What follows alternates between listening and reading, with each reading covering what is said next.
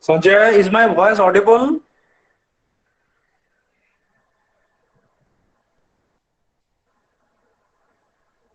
Sanjay,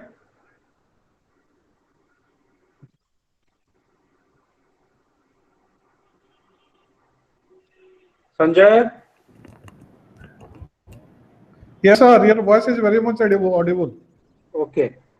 Let us wait for some time. Only 37 people have joined so far. Sir? Let us wait for some time. Yeah, sure, sir. It is 1:58. Yeah. Uh, let me also call Dr. Sahu. Dr. Sahu has joined or not joined? Dr. H.K. Sahu. No.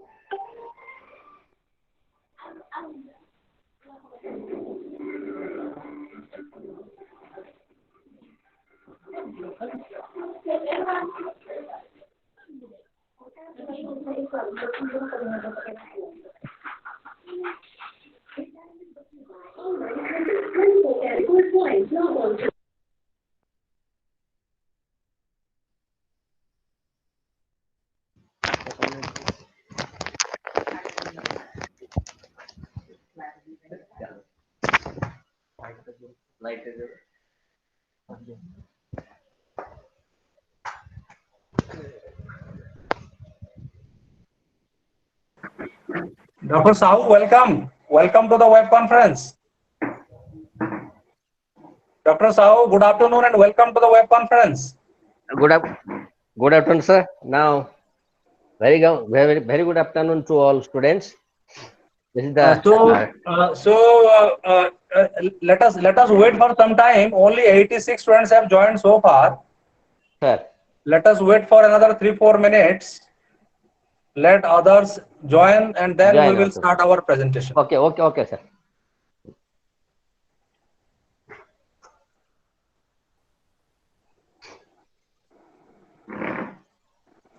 In the meantime, you can keep your teaching material ready so that you will not face any difficulty in searching them out. Sir.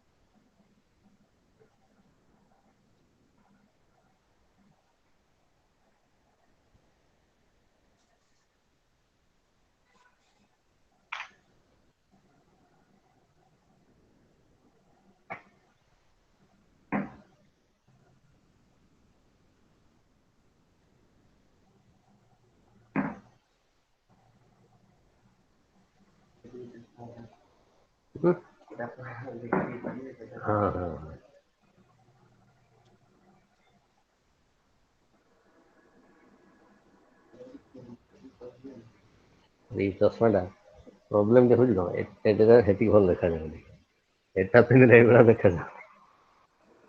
ସେଟା ଦରକାର ନାହିଁ।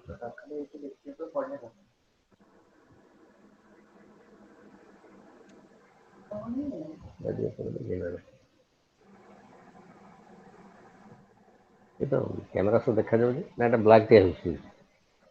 All the learners are requested to please write your name and enrollment number in the chat box. All the learners who have joined so far are requested to please write your name and enrollment number in the chat box, because this is your attendance. This is considered as your attendance.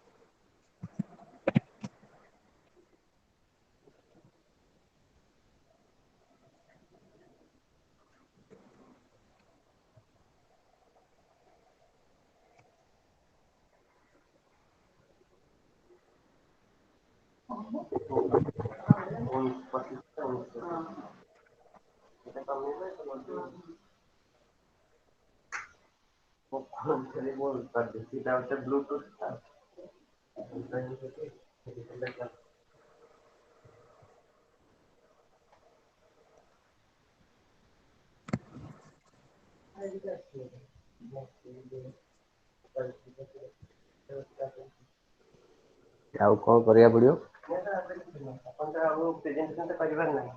Presentation ନା ଖାଲି ଏଇଭଳିଆ ତ?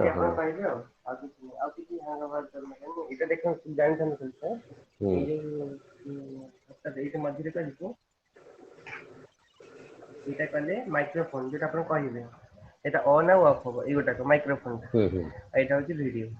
ଏଇଟା ଯଦି ମୁଁ click କରିବି ଆଉ ଭିଡିଓଟା ଦେଖାଯିବନି, ଏଇଟା ଦେଖିଲେ ଶୁଣାଯିବନି। ଏଇଟା ଶୁଣିବା ପାଇଁ, ଏଇଟା ଦେଖିବା ପାଇଁ, ଆଉ ଦୁଇଟା ଆଉ ଏଇଟା ସବୁ ବନ୍ଦ କରିବା ପାଇଁ କଲକୁ ଛାଡିକି ପଳେଇବି। ତିନିଟା ଅପସନ୍ ଅଛି।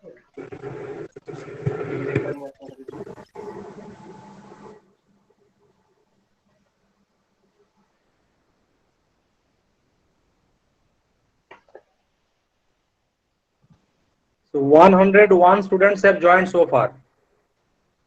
101. 105. 105.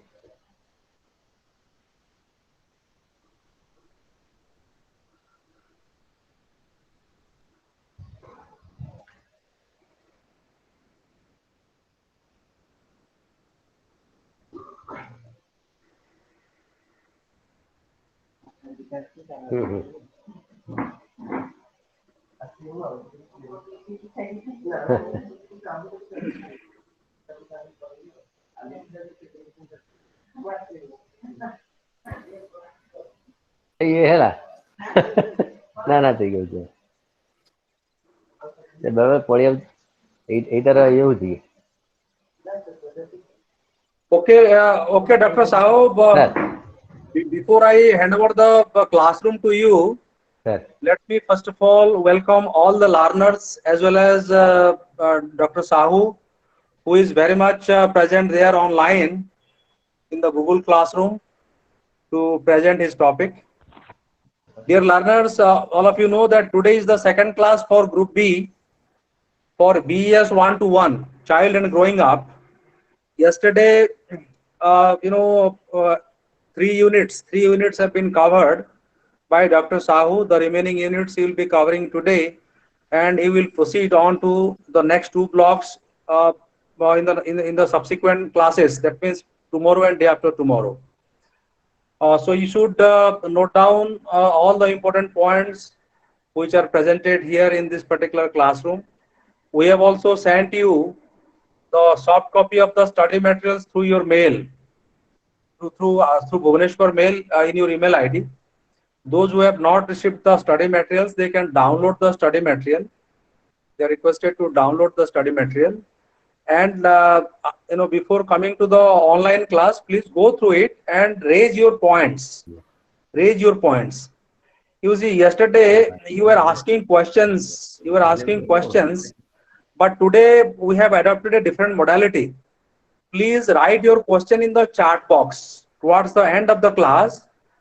I would request you to kindly write your question in the chat box so that the questions will be responded by our resource persons, Dr. Hare Krishna Sahu. Okay. So now the classroom is open for discussion. Now I request Dr. Sahu to present the remaining portion of block 1. Dr. Sahu, please. Okay, okay, sir. Thank you. Good afternoon, everyone. I welcome you all to the second day counseling session. So yesterday, I have covered 3 units of BES-121, the block 1, and another unit, the last unit that is left, that could not be covered due to the time constraint. And yesterday, I am extremely happy to know your interaction. You have actively participated in the discussion and raised some pertinent questions.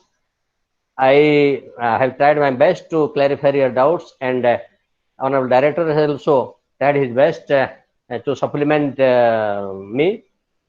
So in this context, I thank our Honorable Director for supplementing me and assisting cooperative hand in presentation. So now let me discuss with you about the last unit, that is agencies of socialization. Now in this block, in this unit, we will see, already we have covered that different stages of the life, childhood, adolescence, like this, and then how childhood has a good impact on the personality of a childhood experience particularly. So next we will see what is the role of agency in the socializing process. In the process of socialization, what are the specific role of different agencies? Here in this unit, we will discuss that what are the different various agencies of socialization, classify the agency of micro, macro, and meso level, then describe the process of socialization in family, explain the role of various agencies in gender socialization, discuss the role of school as an agency of socialization, appreciate the role of teacher in process of socialization in school, name of different types of media used for purpose of socialization, and still we have to discuss the impact of media on socialization. So a child is brought up for is brought up to be socialized. So after all, he is an animal, and through the society, he is made human. A very good definition as given by Park, that man is not born human, but to be made human. So very good definition given by Park in this context, and which is important in this context, that man is not born human and he is to be made human. So how he can be made human? A child after his birth, how can we make them human? For making them human, there are some dispositions are necessary, and how the society and other agencies in the society can help him to be human. If a child is born, he is born with different qualities, different dispositions, different traits, as physical traits, mental traits, social traits, emotional traits, like this. Various traits a child at the time of birth he possesses, that is inherited from the parents. Now, the question is how these disposition, social traits, how these traits can be used or help the child to become social. So, in first comes the role of family, parents. Very pertinent role the parents play in the process of socialization. He is the immediate agent, and then neighborhood, peers, um, then media, teachers, school, religion, but different agents will come. So now the question is how a child uses these innate tendencies, innate potentialities to socialize himself. Here, two things are important. One is his innate potentialities, which are inborn, and the role of environment for promoting these innate potential, innate abilities. In this process of socialization, first abilities require linguistic ability. Language is the first way or means through which a child is socialized, and that language, as you know, that everybody has linguistic devices in his brain, and if, these linguistic devices, due to this brain, parents first has an impact on the child, and from parents' language is imitated, then he learns how to use different languages. So language is the first means through in the process of socialization. Then other qualities we have also discussed, different values we also imbibe or inculcate in family, many things. Suppose say tolerance, cooperation, sacrifice, um, love, affection. Then these things are learned from the family, and this process, these qualities help them to be socialized, help a child to be socialized. So language is the first aspect, culture. So he learns various skills, beliefs, values, and he expresses when he makes a group, he comes in contact with his friends. So language is the most important medium of in this socialization process, and in this process he changes himself. So different changes occur in his mind. So changes in first, that is a quotation, that to exist is to change, to change is to mature, then to mature is to go on creating oneself endlessly. So here you will see there are two opposing process. One is to exist and to change. So when changes occur through the process of socialization in different abilities, cognitive abilities, psychomotor abilities, affective abilities, so changes is obvious that have to occur. Still then, his personality will remain same. Still then, he himself, his self is not changed. He remains same. So transformation takes place in the process of socialization, and he develops his thinking, imagination, his creativity. So many abilities are developed through the process of socialization. Now we'll see what are the specific role family and other social organizations play in the process of socialization of a child. And broadly, these agencies have been categorized into three main aspects: micro level, meso level, and macro level. Agency of socialization, micro level, that comes family, peer group, neighborhood. These three things are coming under this micro level socialization process, micro level agencies.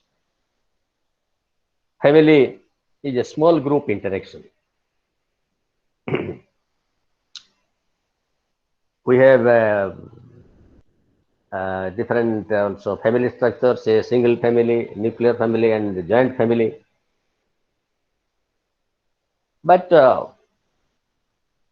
family is a small group interaction, and it is to a family is said to be the cradle of social virtues. Cradle of social virtues. Social virtues are learned from families. Good qualities, good virtues, core values like cooperation, tolerance, as I've told you, self-sacrifice, love, affection occur in the family. These are core values.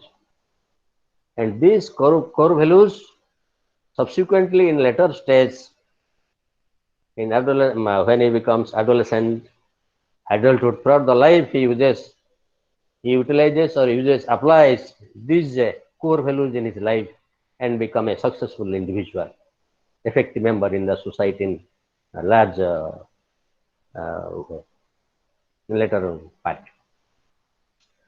So family informally introduces these values, cooperation, what is how the cooperation is among father and mother, brother, sister, father, uncle. So in joint family, this is quite visible. So far as cooperation is concerned, tolerance, similarly, mother sacrifice, how mother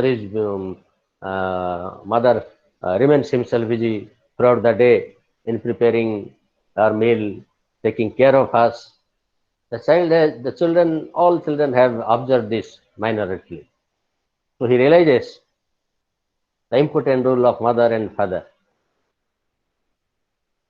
and how they give love us, how they love us and affection.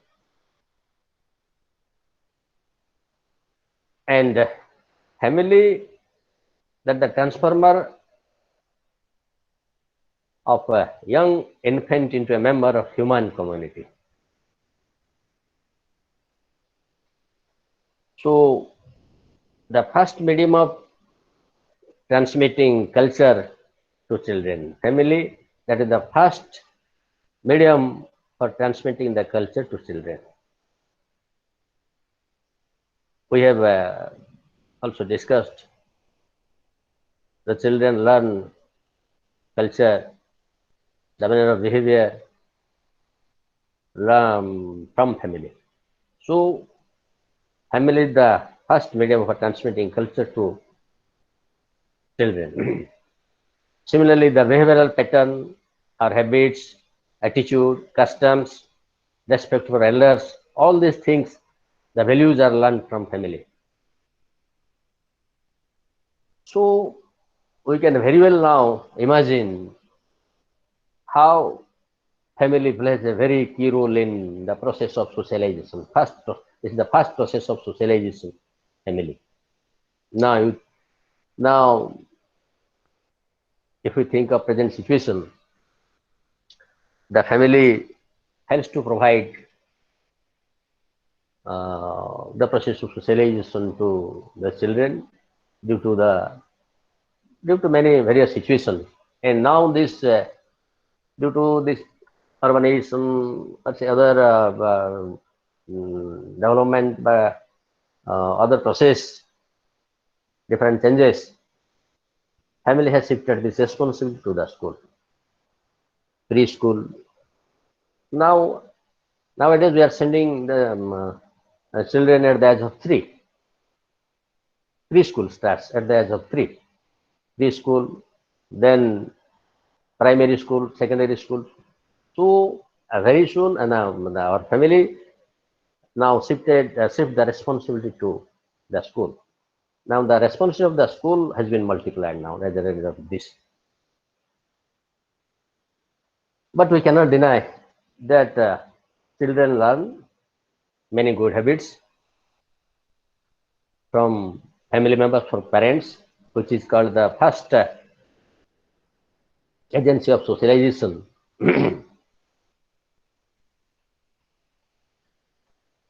You think of, if there is no good understanding between father and mother, parents, brother and sister, mistrust, autonomy, conflicts, then definitely the children will be imbibing these these adverse qualities from the parents. The children are keen observant of disability. They are quite, they've imitate very well from others. First family members, first parents, they imitate everything. So in the process of socialization, if a family is of this category, if a family is of this category, that means there is no love and affection, there is no autonomy given to the children, always conflict among the family members, then that affects adversely in the process of socialization. They develop antisocial behavior. So as the family, so the process of socialization.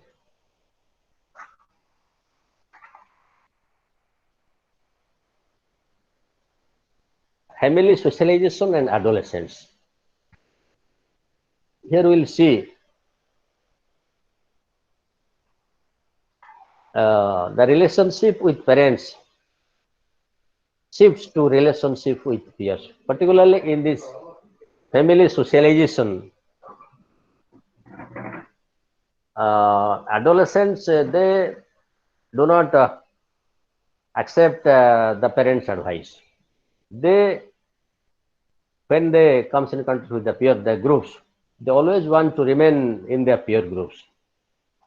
So the group members, other group members, other their peers, what they decide, what they follow, so they give importance to them instead of their father's advice.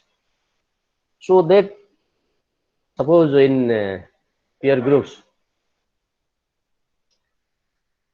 um, they want some other type of song which is not approved by family members, by the parents. But due to the influence of peer groups, he cannot leave them. So ultimately, he uh, gives a positive as listening to this pop song, which is not advisable by the parents, which is not accepted by the parents.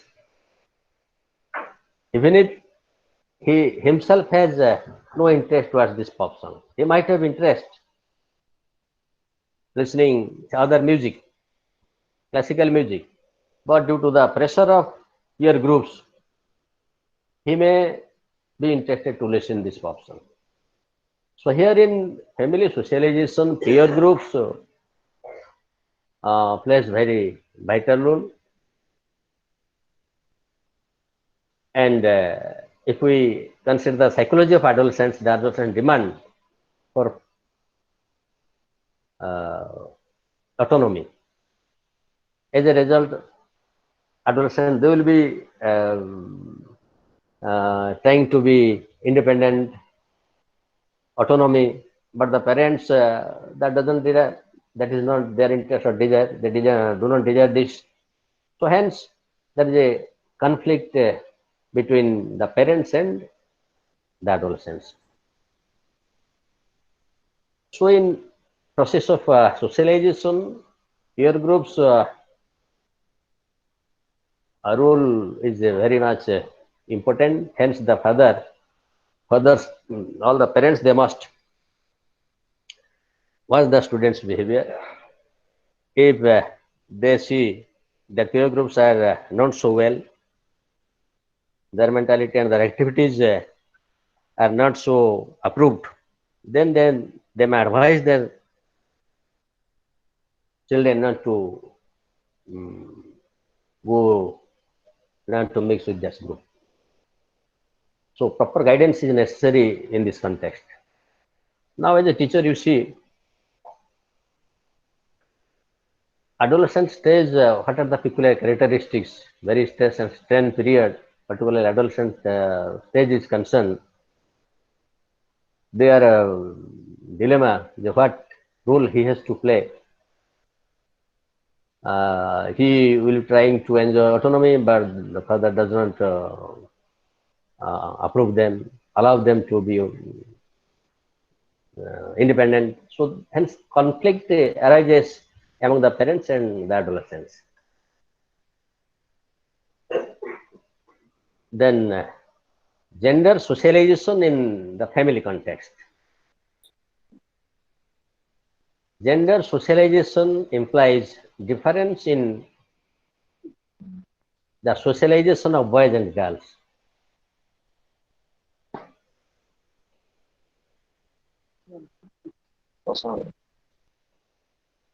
Uh, so in family, uh,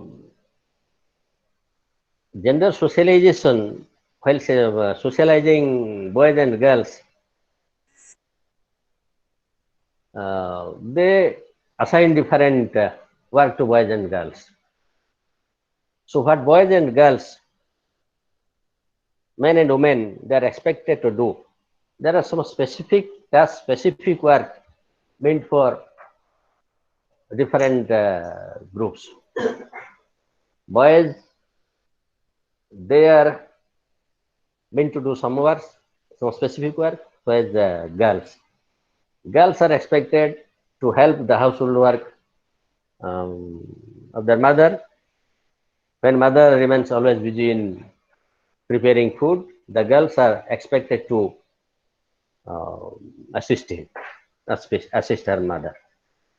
And boys, the specific work for boys. So particularly, so that shows the gender discrimination. From the very beginning or remote, from the very uh, beginning of our civilization, these activities or tasks have been distributed among boys and girls, basing on their ability. But that doesn't mean that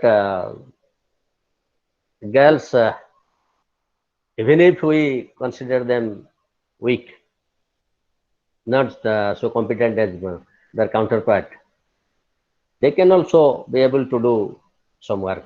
Nowadays, if you think girls, they are also they have become pilot. They are involved. They are capable of doing many things. They have entered in army, but still, then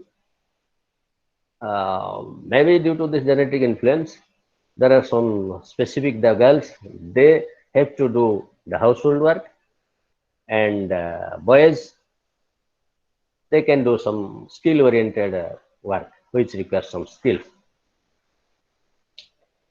And in patriarchal system, men are dominant and women are seen subordinate and inferior to men. Uh, this is Always this is in our mind that men are superior, women are inferior, men are dominant, the women are less dominant, and the women are subordinate. This is the feeling already existing with us. So this male-female dichotomy segregate our people. Um, so a different task are given in this way in the process of the socialization. And peer group, as I was telling, that the peer group has also peer group plays also significant role, particularly in the case of adolescents, and they modify their eating habits, hairstyle, music, sports, and other habits, being motivated, being inspired by their group members. So they cannot forgive them, and they cannot forget them. So they have to adjust with their peer groups. They have to accept their activities, their interest. So forgetting their parents' desire, forgetting they forget what our parents want from us. So peer group also plays a significant role in the process of socialization.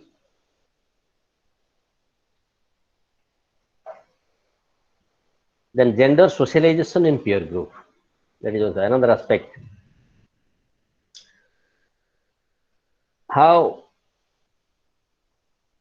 the peer group is different in case of boys and girls forming peer group. Suppose if we observe the games of the boys and girls, what type of plays, games they are playing in school or in other leisure time. If you mark, the boys tend to form a larger group. So both boys and girls, adolescent stage, they form larger group. Peer group means definitely that has to be larger, more members. So what type of peer group they form? Boys tend to form a larger group. They choose more physical activities, look for location which are quite away from adults, or spots where there is less interference from others. Now from this we can very well observe, we can imagine that adolescent boys, they want independence, freedom. So then they choose more activities. Similarly, they select a location for play which are quite away from adults and the community members, so that they can independently, they can talk together, they can play as per their desire and wish. So that is the feature of the boys peer group. Then with respect to girls peer group, this is just opposite of the boys peer group. So girls prefer to play in smaller group. The girls peer group is smaller than the boys, and they prefer games with less physical activity. They prefer some games which requires less physical activities, and choose the sport which is not far from the adult society, apart from adults. So they want to play within the society with the knowledge of the members of the society, not so physical activities they uh, desire in their peer group. So anyway, the main purpose of peer group is socialization, but in the process of socialization with regard to the peer group, the boys and girls, they differ. Then neighborhood. In the process of socialization, if someone is social, if a boy or a girl is quite social, his behavior is definitely has to be approved by others. Our neighbors are immediate members. They must observe their behavior. So naturally, those who are aggressive, violent, these behaviors are not accepted by the neighbors. And similarly, if the neighbor is not so cooperative, that also adversely affect our children, the children. If a neighbor is aggressive and use foul language which is not accepted, the children naturally imitate this. So, and they become unsocial and antisocial behavior is seen among them. Even if the parents belong to uh, good socioeconomic status or they enjoy good status in our society, but the neighbor is not so good, then definitely there is possibility the children they may imitate the ill behavior of the neighbors. So in this process of socialization, so far as micro level is concerned, immediate, very small, then we discussed the role of family, peer group, and neighbors. Then we'll discuss the meso level socialization, that is school, religious, and social class. These are the three agencies which socialize individual, the role of school, religion, and social class. First rule is first rule comes that the school. It is very easy to accept that we'll all accept. We cannot deny that school is a miniature society, and the children of heterogeneous setting come to school, are enrolled here. Different setting means different family, different religion, caste, economic status. So various context, various setting, children of various setting come to school. So that school has to play a very key role in the process of socialization. When the role of school comes, the teacher role is very critical in this aspect. Now teacher's role is very critical, has to be very influential. In as you all are prospective teachers, you should know what are the good qualities of a teacher. A teacher must be an example. He should impress upon the children. To be a teacher first, the quality, he has to acquire mastery over the content. And he must have love for learning.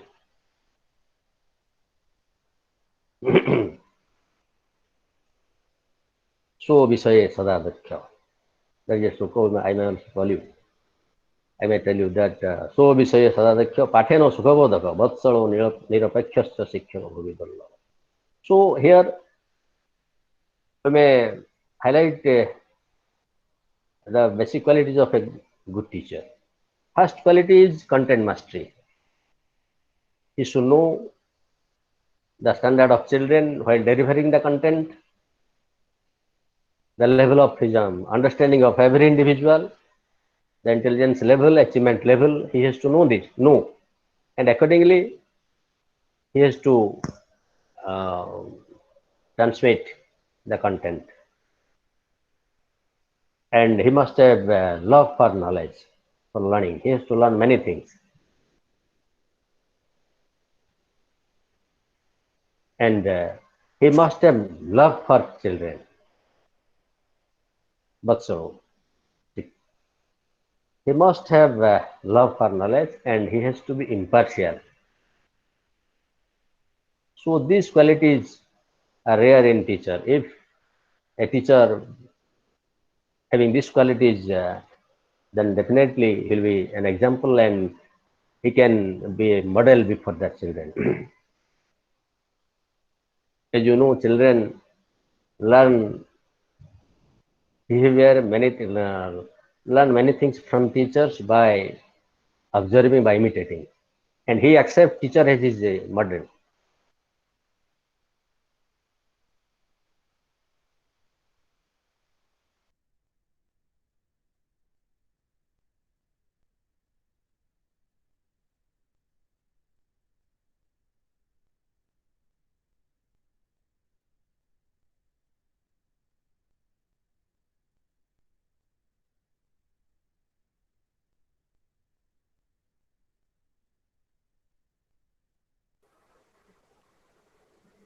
Dr. Sahu,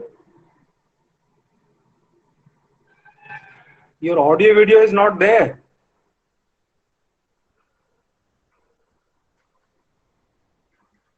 Dr. Sahu, are you online?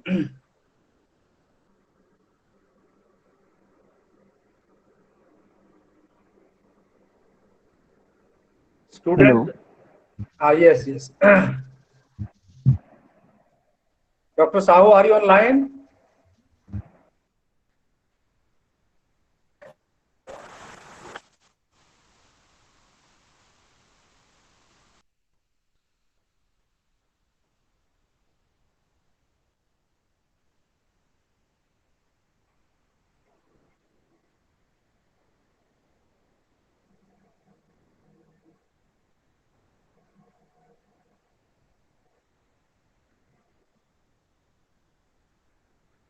Dear students, let us wait for a few minutes.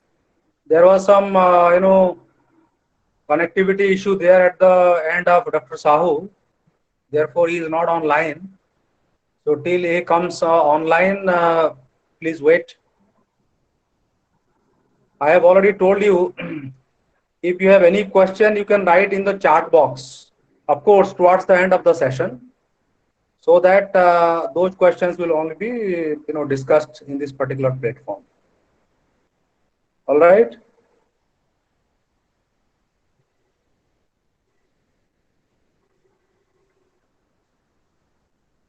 Dr. Sahu, are you online?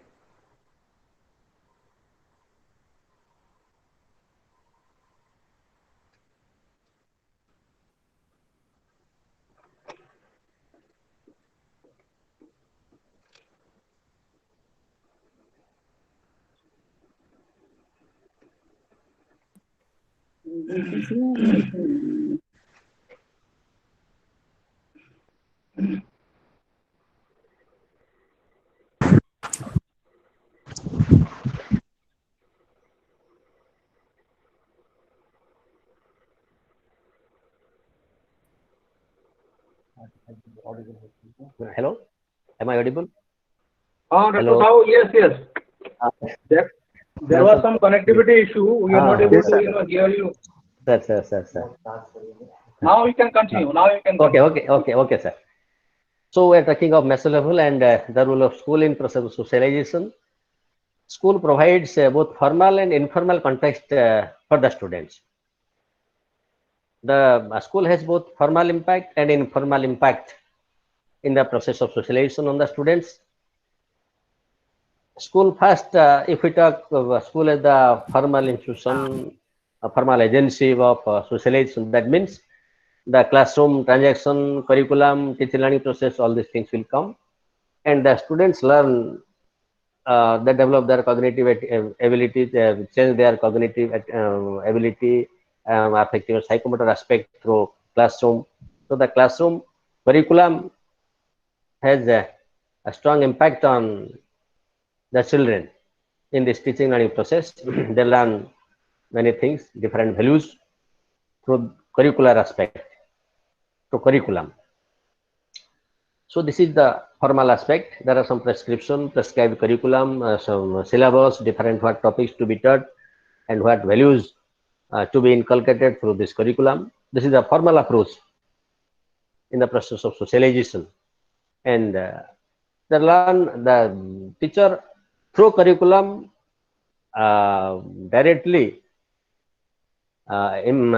influence the children, learners in the process of socialization, and teach many things as per the content prescribed by the board or other agency. Then so another informal approach, informal context. Besides curricular approach, besides curriculum and teaching learning impact, the teachers directly guide the student. The teachers comes in contact with the students. He knows personally the students. So through interpersonal relation of students with teachers, they learn many things. How the teacher is taking the class, how he shows love and affection to us. So his every language, every behavior is observed by the students. So students, they very well judge the personality of a teacher, and from his personality, how far a teacher is sociable, how far a teacher is tolerant, cooperative, sharing, how he is caring, how he loves us, every child, impartially loves every child. So all these things, informally, he learns from the teacher. The informal impact of teachers on the students, which is possible through school. And another thing, the hidden curriculum as a vehicle for socialization in school. There is also an hidden curriculum. Everything cannot be taught through school, taught in school. There are some prescribed course. All these prescribed course are not sufficient in the process of socialization of a child. Till then, the student learn, suppose, say, sincerity, obedience, paying respect to elders, discipline. Even if these are not in their course, so they learn things. So different values, moral values, honesty are learned from the school, but in a hidden way. These are all hidden. Instead of the prescribed course, the students may learn many things from the school.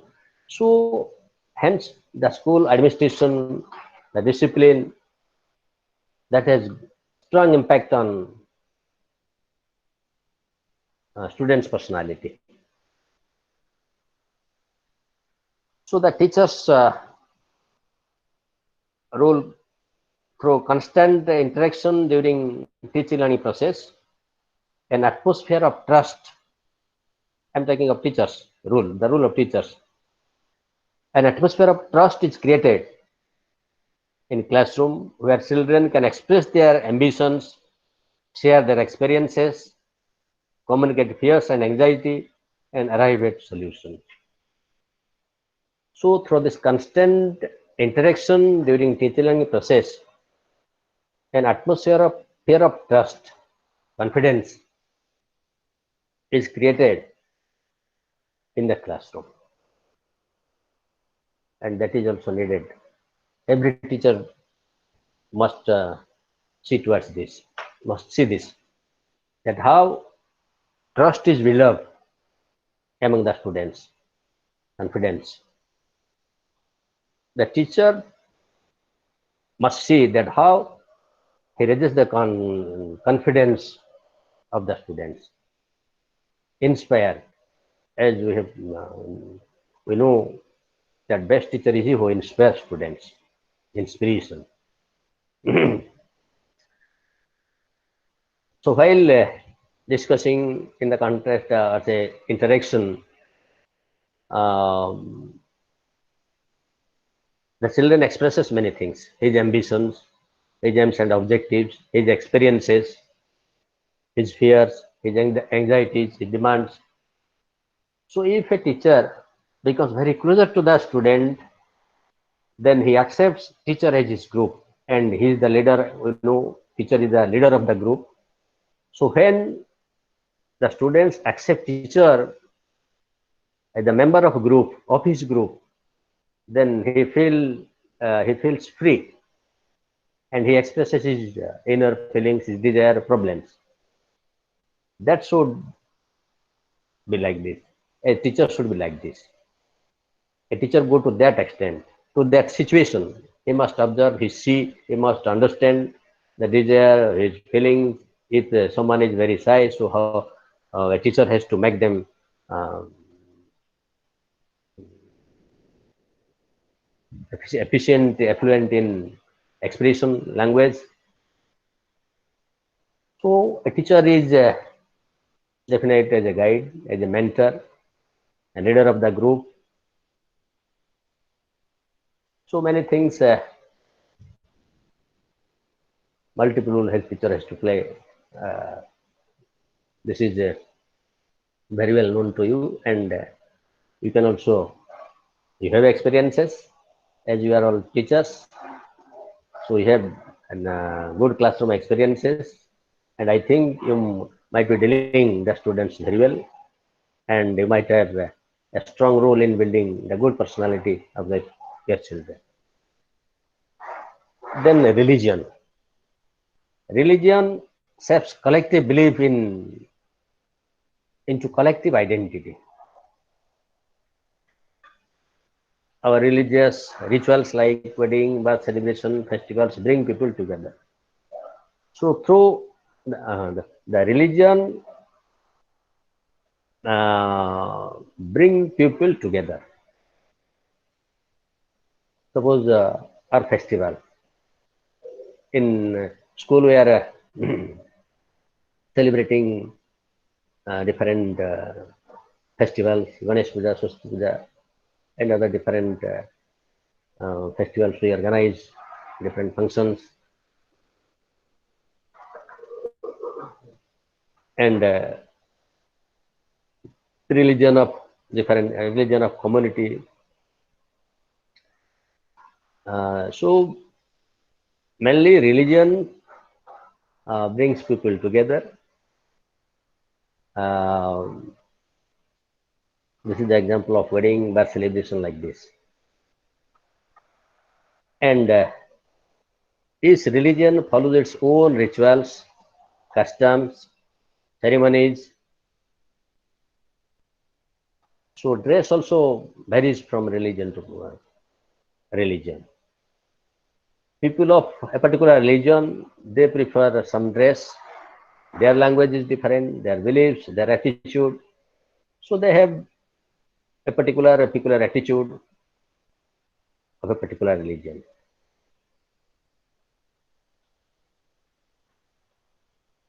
And another thing is the social class.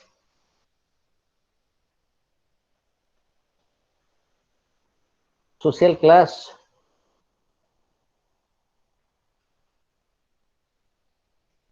also play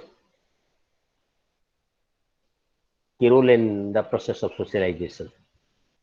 A social class is marked by a set of people who share similar status with regard to factors like wealth, income, education, and occupation. So socialization, the process of socialization differs. And social class influence differently in the process of socialization. Suppose if we talk of wealth, income, and education. So the children of good socioeconomic status and the children of very poor socioeconomic status, so their process of socialization is different. Their dress, eating habits, food habits, their behavior, so different from the students of the children, those who come from good socioeconomic status, and vice versa. So social class, they are thinking if a child from low socioeconomic status, low group, from small area, and if he if he shows interest of a good race, and if he has high ambitions, if he shows his high ambition, high objectives, then other may take fun of it. So there is a great impact of social class in this way, but they are socialized in their group, in their status, in their class. So whatever the class, they are socialized in their way. Maybe say higher class, higher income group, or higher um, occupational status, higher education. So the basic purpose of any class is the socialization. So this the second meso level socialization. Then the third one, that was macro level socialization. That is very broad. So in this macro level socialization comes global community, electronic media, social networking, technology related things. Due to this technology, advancement of technology, technological development, the world is now a, a single family. It is very well known from this pandemic situation, coronavirus, how the whole world is affected due to this. And when death toll increases in other country, we also pay sympathy for this. So technology in this way has made it possible that we are able to think a global community where we are in a single community, single world, maybe it's a different continents or a country, but still then we are one. So this is impossible by electronic media and social networking. Culture, exchange of culture is possible through this social networking or electronic media. We know the culture of other countries very well. Our children also know. It is not so difficult on the part of the little children. They can easily operate computer, mobiles like this, and they can easily enter the whole world, and they know the cultures of other country.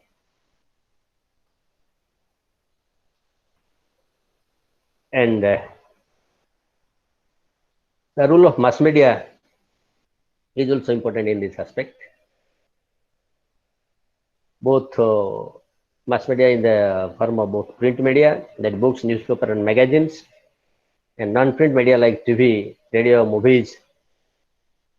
So TV has a both positive and negative impact on human behavior, human life, and particularly on children. So the children we must guide and persuade our children to see the good serial, good item from the TV. Now the government has instructed and the Ramayana Mahabharata is being telecast to TV. We know how what is Ramayana, Mahabharata, how the family value, core values are inculcated from Ramayana, similarly on Mahabharata. So we must accept the good points from different episode of TV which are telecast. Similarly, movies. So the movies which will be inculcating, which will be helping to inculcate among the children the good values, virtues relating to education. All those movies should be seen by the children, which has a good impact on them. So the movies of educative values, which have good values of education, educative values, that should be observed by the children. Similarly, electronic media or Facebook, social networking, website, virtual community. So all these things, media, all these media technology are quite helpful in socializing the individuals of all countries. And in this context, our teachers, and I'm hopeful that teachers nowadays, those are freshers, they are friendly to this, technology friendly. They can easily operate computers, they can easily go to website, Facebook. So in this context, that is not a problem for the freshers.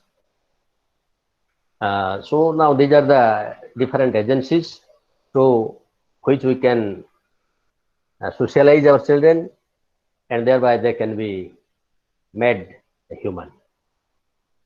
So only through the process of socialization we can make a man human, by following, if our society is very conducive, our atmosphere, environment, and the agencies play the significant role, positive role, then definitely no problem that we can very easily socialize our children, and they can be an effective member in the society.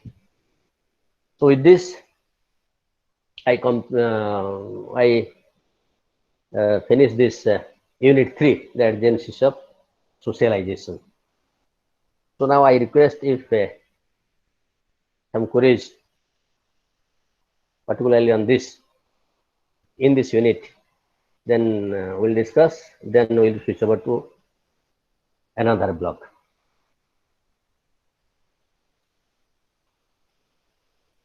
Hello? Okay, right now. Okay.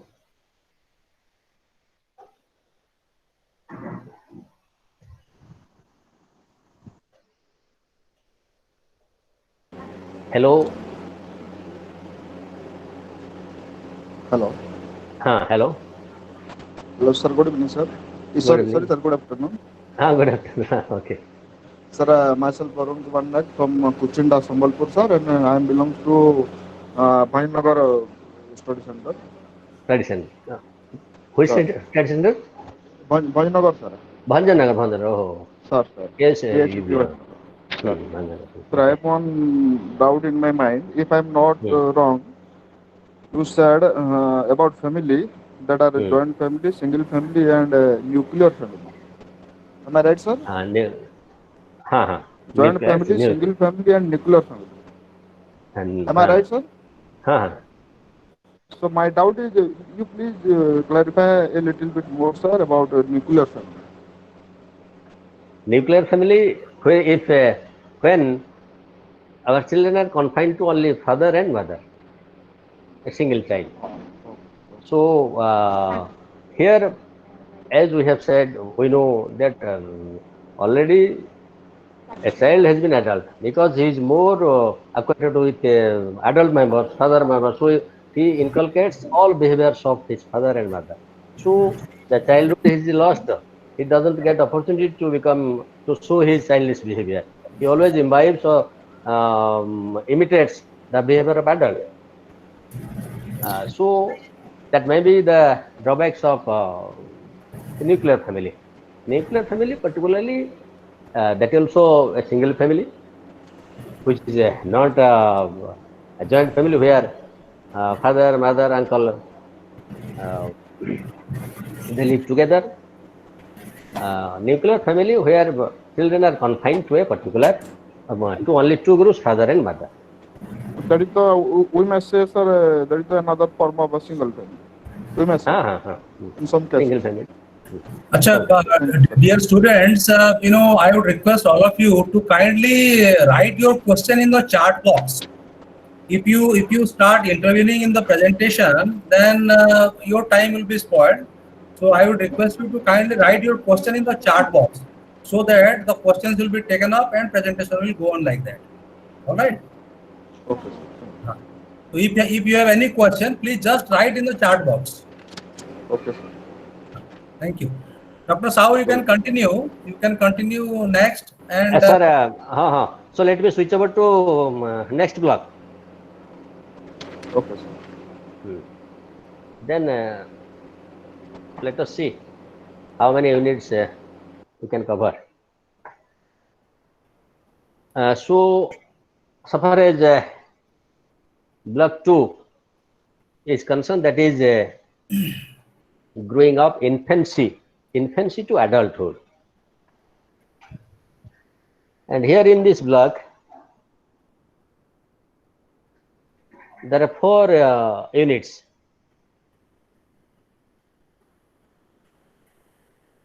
First unit, that is understanding growth and development. The unit 5, different perspectives in child development, then dimensions of child development, and methods of studying children and adolescents. So these are the 4 units to be covered in this block. And that will take time. So here in this block, there are some technical contents.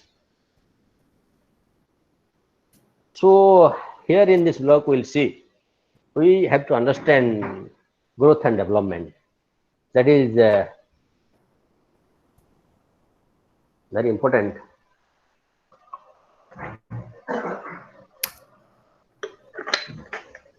Chapter.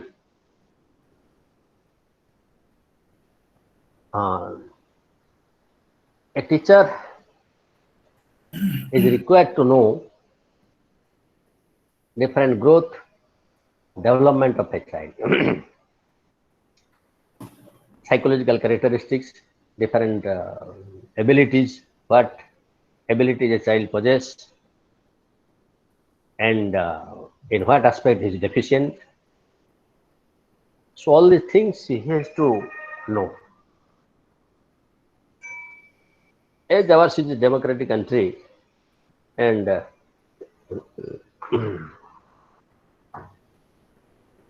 we must know every child, his efficiency as well as deficiency. All these things we have to know. We have to explore every individual. And how to explore that depends on the teacher. But we have to know every child, his growth, his development in all sides. So growth and development is the first chapter. So every teacher must know the concept of growth, development, principles of growth,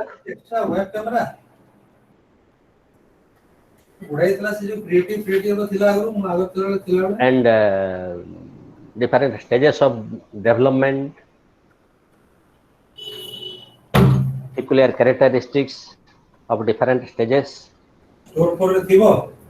So if we know, if you are conversant with different features of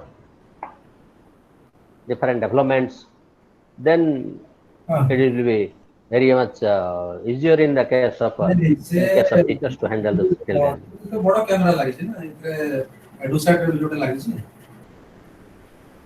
So different aspects we have to know the cognitive aspect, the development, the growth of cognitive aspect, similarly affective domain and psychomotor domain. So how, to what extent this cognitive affective and psychomotor domain has been developed, we have to know this, and how this development will be utilized, will apply in real situation. So first, we'll see what is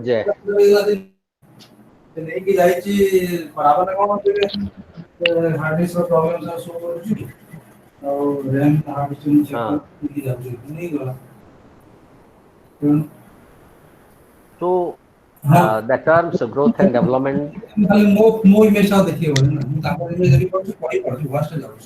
So the concept, the two terms comes, growth and development. You might be thinking, what is growth and what is development? But these two terms are used interchangeably, interrelated. Particularly if we talk of growth, then growth is the quantitative changes in body, proportion like height, weight, our internal organs. So our organs, our height, our weight must be in accordance with the age. So age specification, height, weight is necessary. So growth hence is relating to the quantitative changes. So when a child passes through different stages, infancy, childhood, adolescent, and adulthood, so different growth and development takes place. Infancy, I have told you that during infancy, rapid growth takes place, but there is steady growth in childhood. Then again, rapid changes take place during adolescence. Then adulthood, after adolescence, the growth ceases. Suppose say intelligence. Intelligence reaches peak to a certain age. Then after that, there is no increase of intelligence. So anyway, so growth and so growth is quantitative changes. So far as development is concerned, if growth takes place, the corresponding development is also expected. Suppose say physical growth.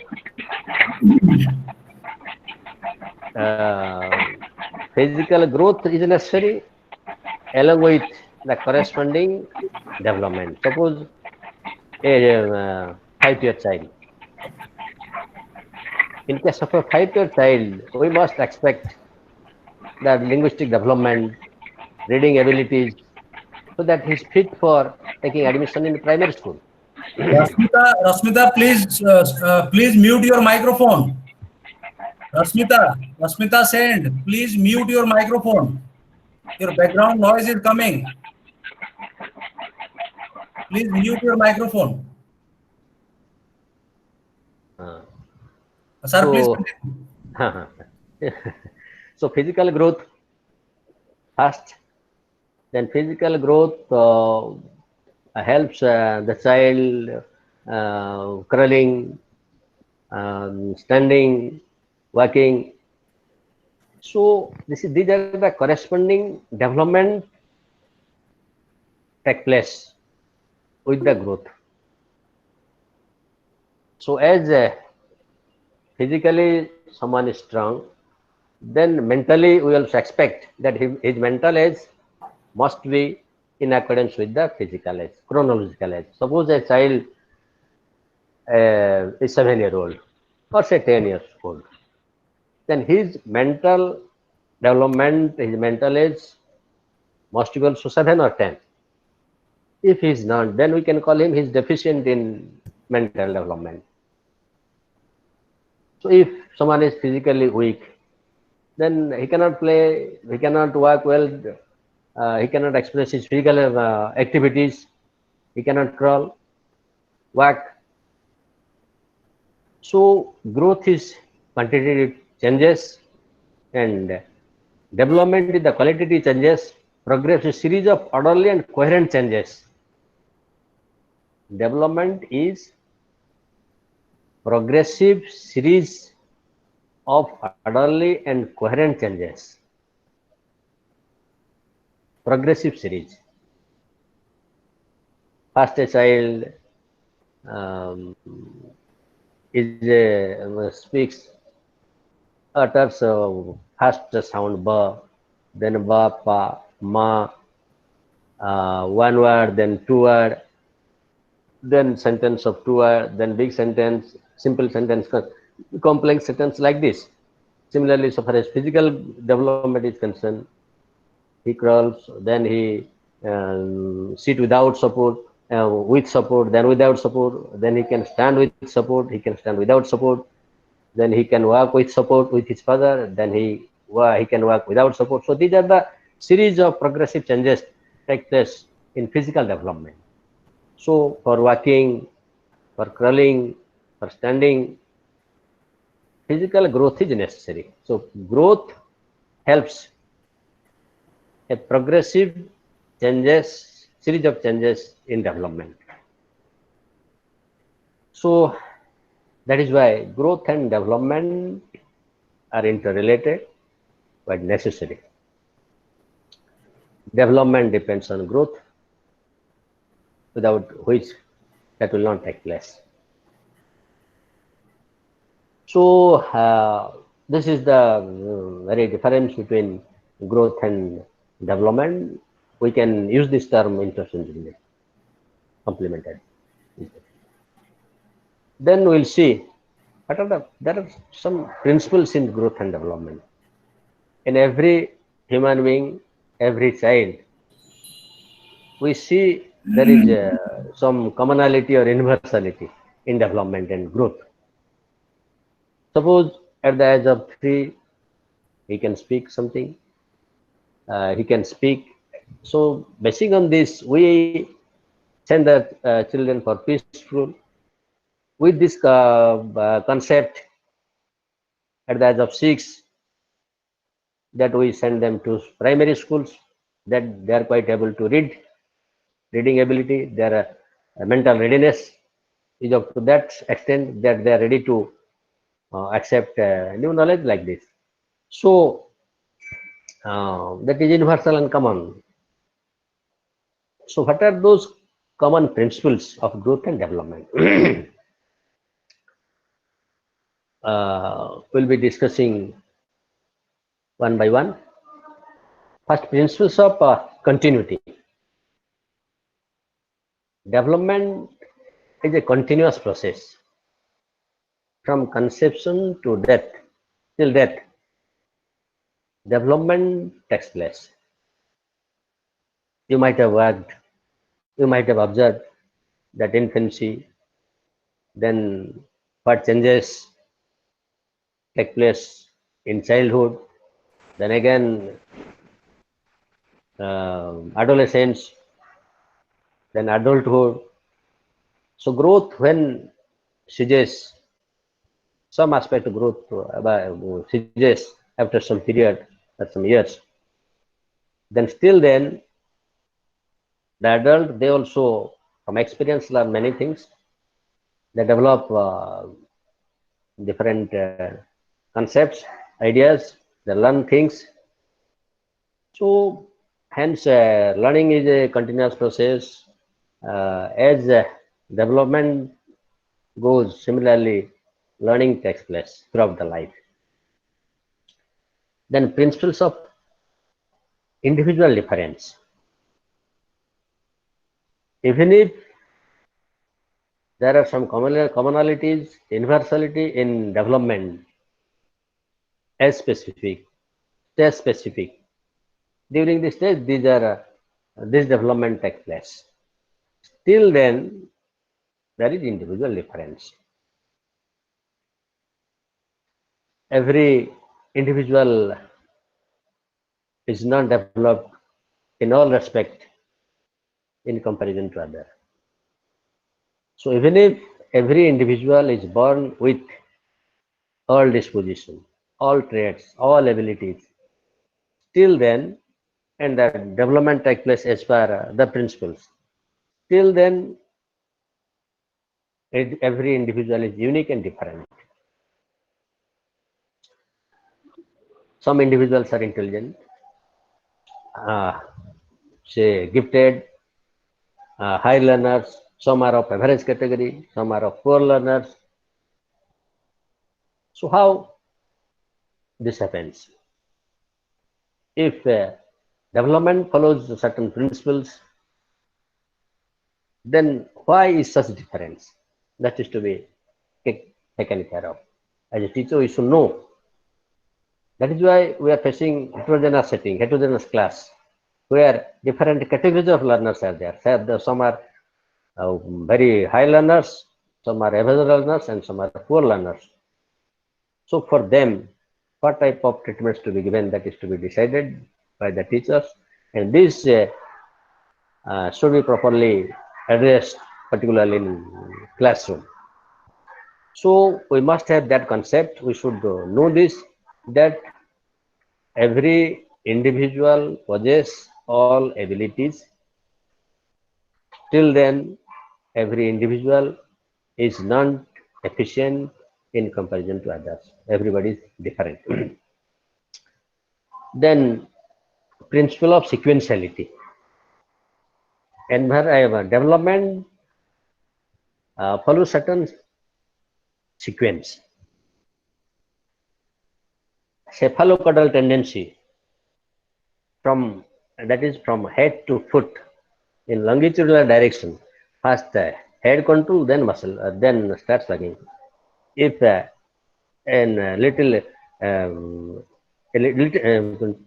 see little infant,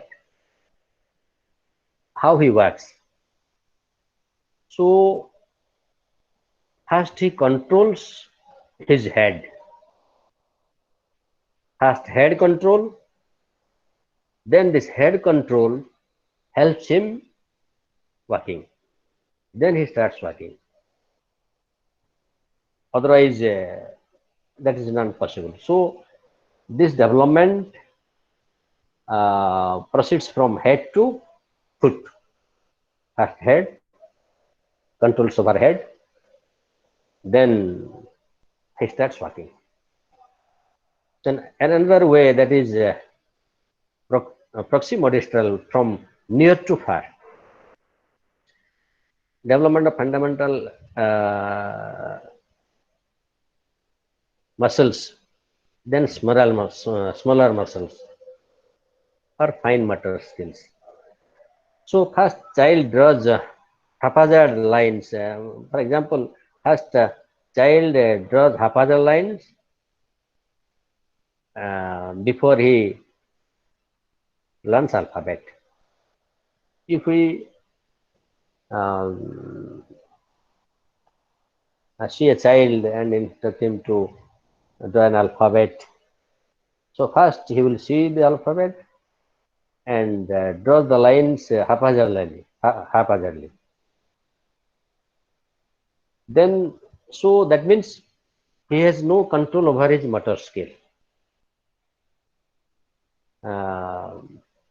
So when he has, so he controls over his motor skill, then he writes different alphabet, different strokes of alphabet.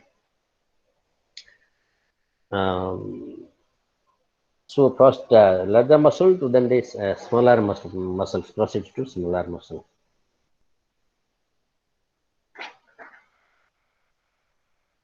Then principles of generality and specificity.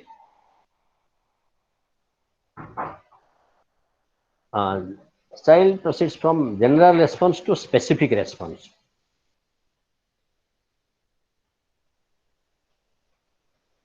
First child utters some letters that may be meaningful, may not be meaningful. Suppose say in a na ba, so this is the maybe the meaningless sound, general response. Then he specifically when he utters ma and if mother responds, then he thinks that ma word has some meaning, that make meaning, that has meaningful, and that is meaningful. So hence first a child, he doesn't know who is mother, who is father.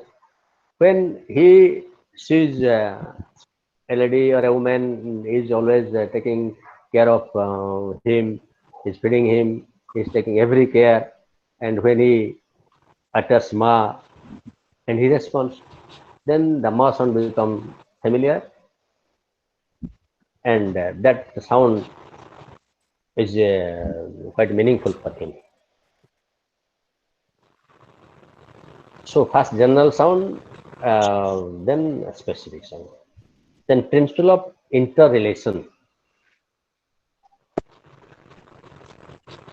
That is also in development, in the principle of development, that there is a correlation of different domains. I have also told you that physical, mental, social, emotional, all these aspects, all these developments are interrelated. If there is no proper physical development, similarly mental development will not up to this standard. So as the physical development, so is the mental development. As we say, good mind rests in good sound health. So there must be good correlation between cognition, affection, affective domain, and psychomotor domain. Stage-wise, stage-specific development, we see. Suppose say psychomotor domain, cognition. So psychomotor has psychomotor is related to cognitive aspect. There is no exclusively different, exclusively separate. There is no dichotomy between say cognitive, affective, and psychomotor domain. So psychomotor has a good link with cognition. Suppose I instruct a child to draw the picture of a mango, a vehicle, or say India map. He draws how he is capable of drawing the picture of a mango. Because in cognitive structure, in cognitive domain, already that concept exists with in his mind. What is mango? The concept already has been framed.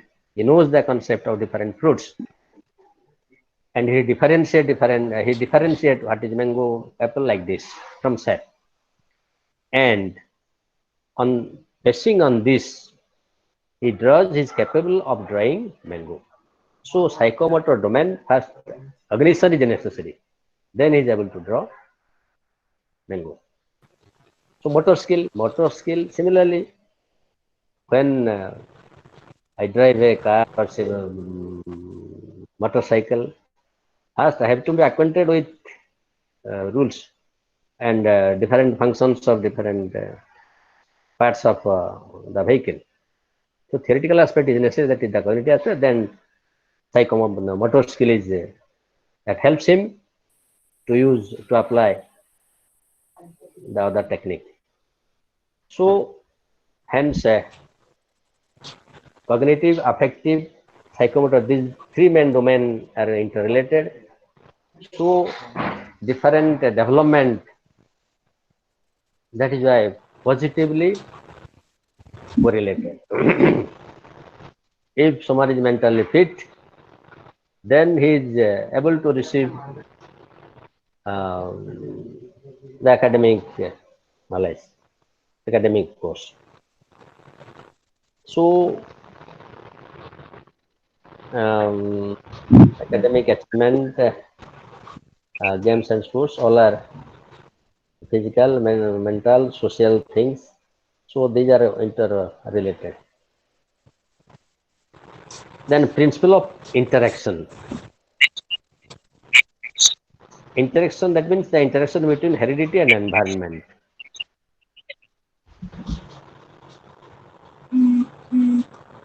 So we know that there is a positive impact of environment, both heredity and environment are related. Heredity, that is the innate abilities, the inner inborn qualities, abilities that are necessary. We cannot change it. Which are inborn cannot be changed simultaneously. So what are uses of acquiring this disposition? If someone is has a high intelligence, and if his intelligence, if his creativity is not utilized, properly nurtured or applied, then what is of using this, exposing uh, bearing this? So for this, environment is necessary. The environment provides good atmosphere for the promotion of these abilities. Suppose a new car is but if proper care is not taken of that car, then time will come, the car will not function well. Similarly, if a second-hand car is bought and that is from the care is properly taken, that cannot compete with the new one, but to some extent we can run it, the function, but drive it. So similarly, if someone has creativity or good intelligence, so good social ability, disposition, then how his creativity, intelligence will be properly utilized. So what environment has created scope for utilizing this ability, his abilities. So hence both heredity and environment, some abilities are already inherited from parents and some abilities are acquired from the environment. So acquired abilities and inherited abilities are quite necessary. How the inherited abilities will be utilized and how abilities can be acquired from the environment. So these things are necessary for development. Uh, then differentiation rate of growth and development. So in different stages of development, we find the difference.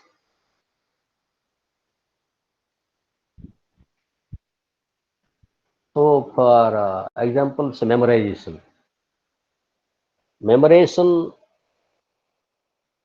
at earlier stage is necessary, which are required.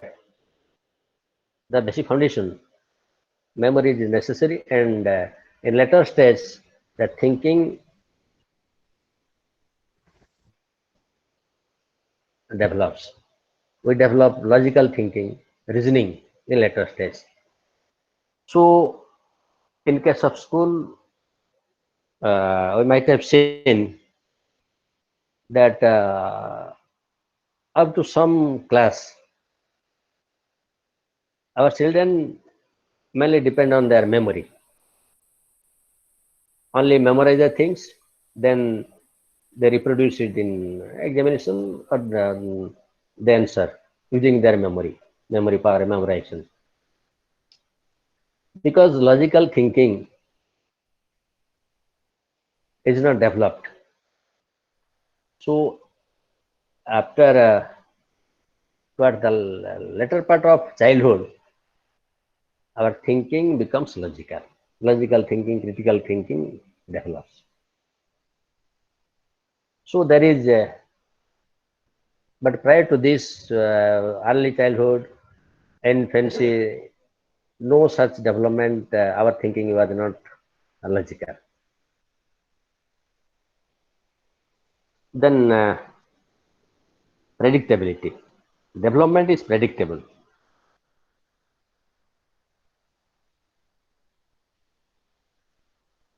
We can predict the interest um, of the children. The development is predictable since there is no uniformity in the pattern, a sequence of development. Suppose choosing cloth. So what type of interest he has, we can predict. Suppose a child went to a shop, cloth shop, and he selects, he chose a cloth for shirt. So some children they select simple cloth, some colorful.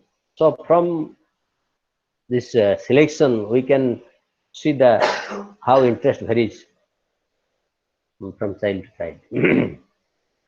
So from this selection, we can predict the desire, the interest of that child in a particular field.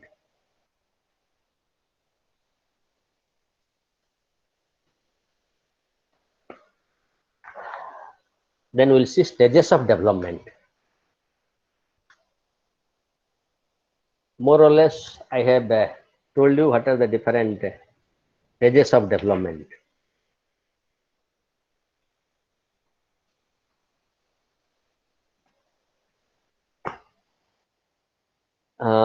Here in this book, specifically mentioned there are different stages of development, name of the stage and period and appropriate age. Prenatal, that is conception to birth.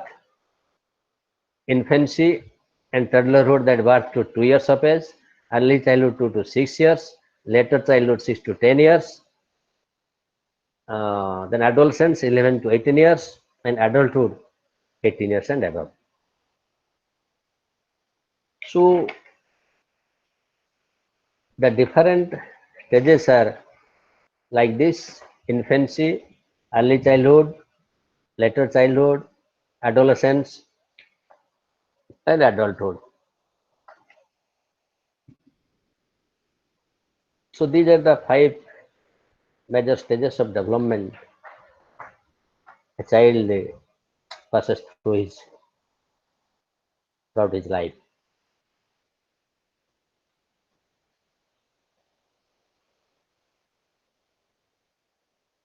So infancy, we know that from birth to 2 years, that is infancy period. Here in this stage, the child cry when they are hungry, They're quite dependent. They depend more on their family members, especially their mothers. The baby starts recognizing mothers, and he is able to exhibit coordinated muscular movement towards the later till 6 months. So then he starts crawling like this. So these are the different development takes place during infancy. Um, this is quite explanatory in book. Then early childhood, that is 2 to 6 years. This stage is known as preschool stage.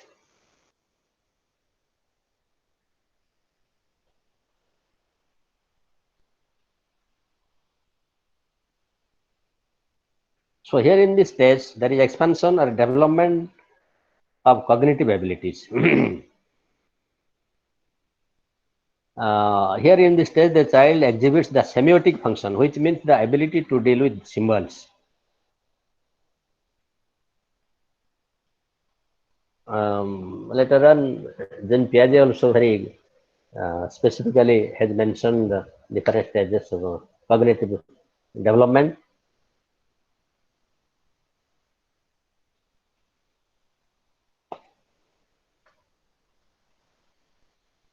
So, language development takes place in this early childhood stage. So, the children, they are fit to get enrolled in primary school and preschool, and their language development takes place. They start developing sentences. They use the sentences which are quite grammatical. So here, when at the age of 2 to 6, they're ready to go to school and the language development takes place. Then later childhood, that is from 7 to 12 years, they start understanding rules and they accept rules. There are some other motor coordination, they improves and leads towards the plays like climbing trees, skipping, like etc. So later childhood, some specific development takes place. Similarly, in adolescent stage, we see different stages, with different changes, physical changes. Then intellectual development take place, emotional aspect, and social change also take place, social development, cognitive development. So adolescent, there are so specific characteristics. We have, in a nutshell, or more or less, we have discussed that how adolescent period is important period. So mostly all development take place during the process, during this stage. Cognitive development, social development, emotional development. They can know their emotion, control their emotion. They're quite self-conscious. Even if they are emotionally disturbed, still then the teachers there and the parents, they have to control and guide them. They, and there are some specific characteristics in adolescent stage. We should not, we need not discuss. You can go through book and take note of it. Similarly, adulthood. This is the last part of the life. Adulthood deals with old age. At this time, individual is retiring stage or near to retirement, quite mature. He knows his role, and he has also developed professional skill. He is able to live effectively in the society.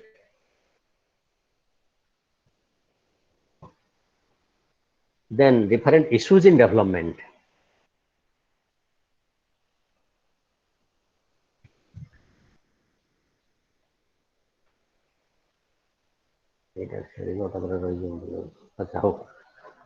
Now we'll see what are the different issues in development. The issues like nature versus nurture.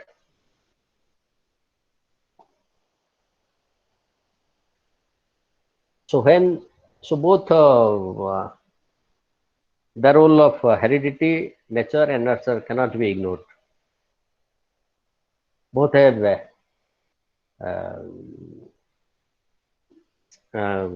equal contribution.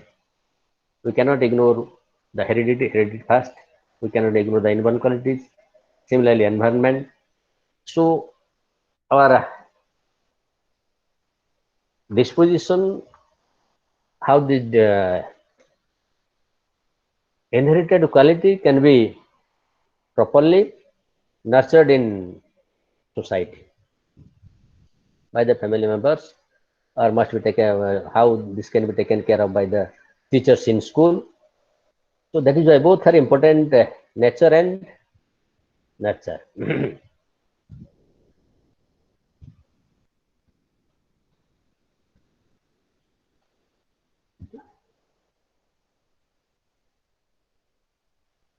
Then comes continuity versus discontinuity. So there are some age-specific behavior, but not all behaviors in all states. Same behavior in all states are seen.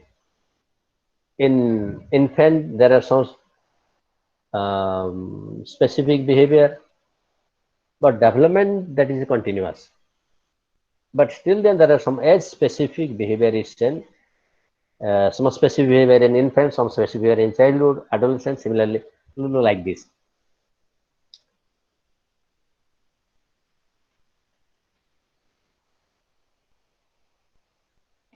Then activity versus specificity. Activity versus specificity.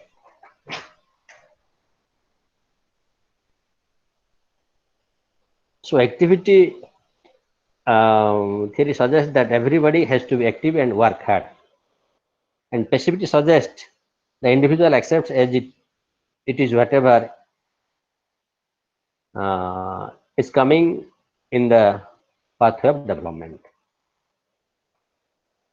So activity theory that is shows that everybody needs to be active, has to do hard work to achieve or to become successful.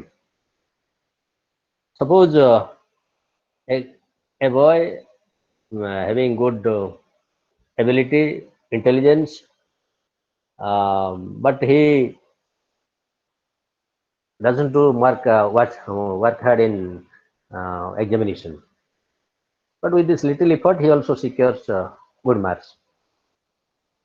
On the contrary, a boy having or is of average intelligence, achievement, he does hard work and secures also good mark. But here he is, even though he has high ability, but his effort is not as hard as other, on the contrary, in the case of other child. So activity versus specificity, and last universality versus context specific.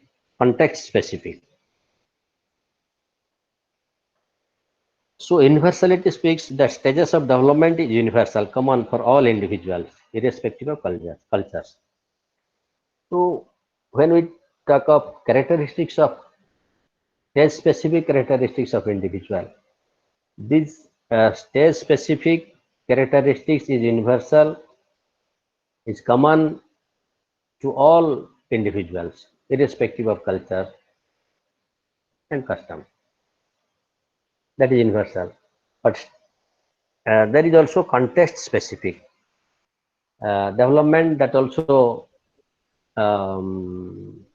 takes place on the basis of context, on the basis of culture. So types of behavior of a particular society is different. Suppose say behavior, typical behavior of rural children, urban children, tribal children, children of slum area.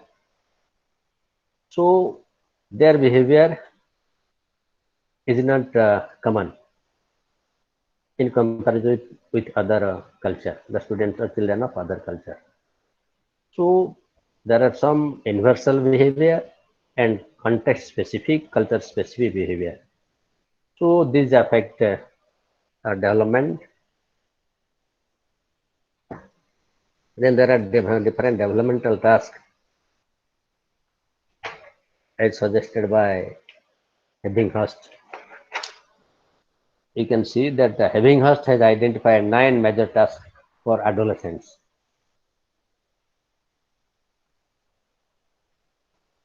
Which are quite sequential in nature, and each task is prerequisite for each succeeding task. This developmental task that is also mentioned in page 18. 9 developmental tasks meant for adolescents.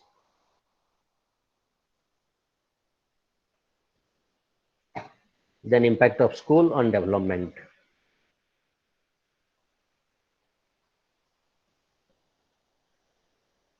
Impact of school on development. So the role of school we have developed in before chapter. So how teacher is the most powerful component in the developmental process of the students. The teacher's behavior includes 3 components mainly. Teacher's beliefs about the role and nature of ability, instructional practices, teacher-student relationship. So in school, these things, in case of from teacher, these things are expected.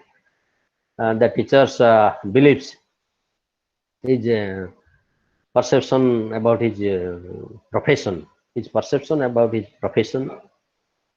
So every teacher must have positive attitude towards his profession, teaching profession. He must gladly accept this teaching profession to do justice for the students. If initially he has developed negative attitude towards his profession, then he cannot be a model before the students. He cannot be an effective teacher, a classroom teacher. So first thing is his perception of his profession, towards his profession must be positive. Then his role in instructional practices, how he transacts curriculum in classroom to the students meaningfully and effectively, that is to be seen. And teacher-student relationship, that is also another aspect in school. Teacher-student relationship, they must have good relationship. Teacher and student must have good relationship. Students should have positive attitude towards teacher. So in positive atmosphere, positive setting, democratic setup, the school should run. And the teacher must love the children those who are poor in learning. They must be given proper opportunities, more classes, more attention should be given to them, so that their achievement, they can achieve more and they can compete with general students.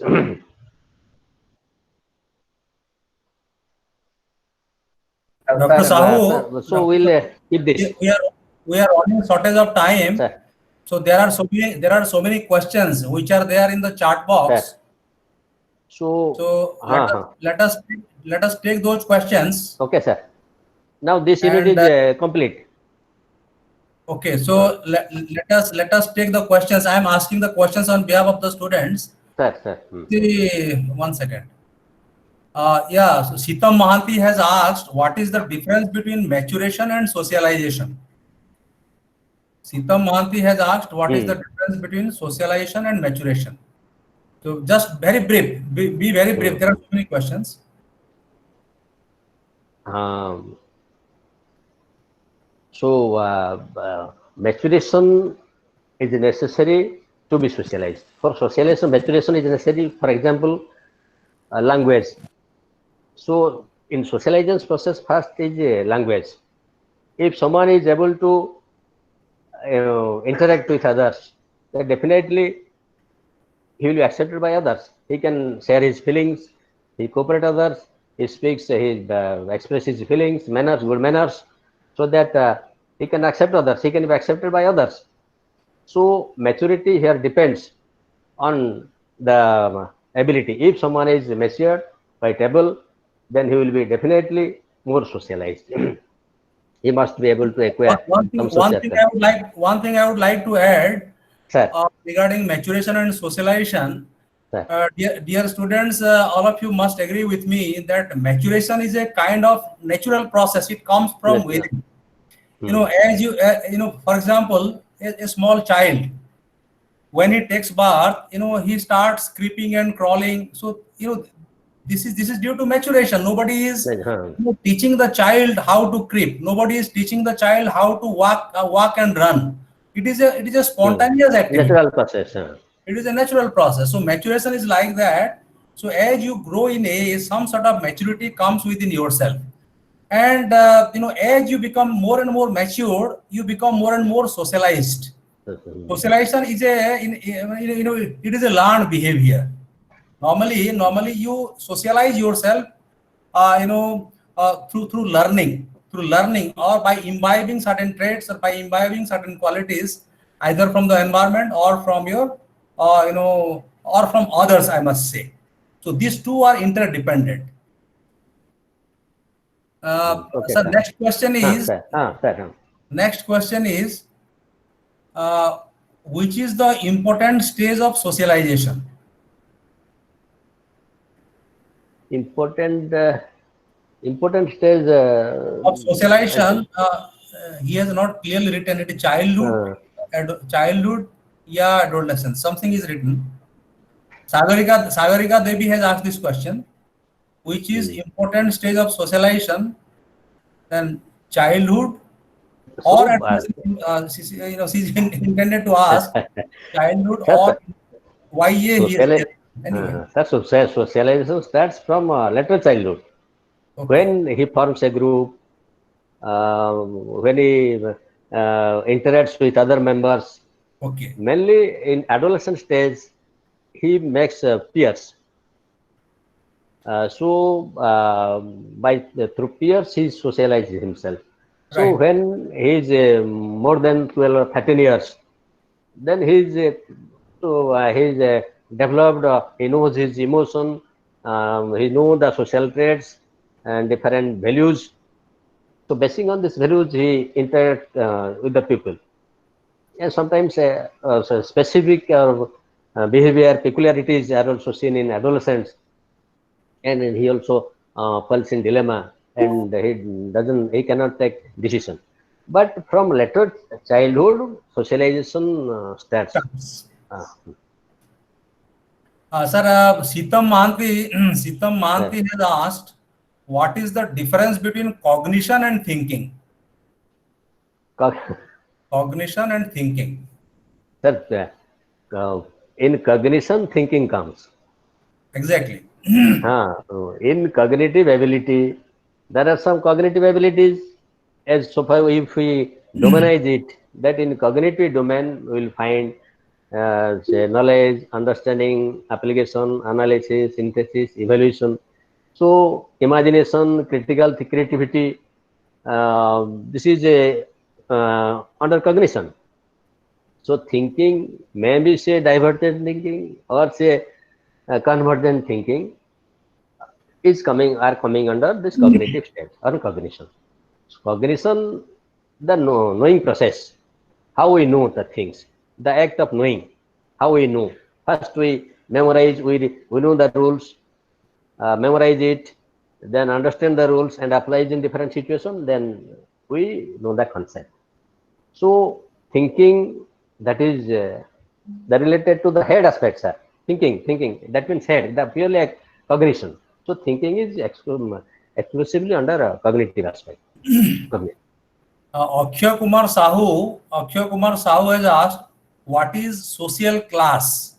What is the role of teacher in social class? This is the question of Akshay Kumar Sahu. Social class. Social class. What is the role of teacher in social class? Social class, in the process of socialization, social class also plays some rules, key rules. Social class means categories of people on the basis of occupation, wealth, education. If we see education, so socio-economic status, that is the research has proved, or we have seen that there is positive correlation between academic achievement and socio-economic status. If some children are economically deficient, their parents, they're unable to provide educational facilities, different books they cannot purchase.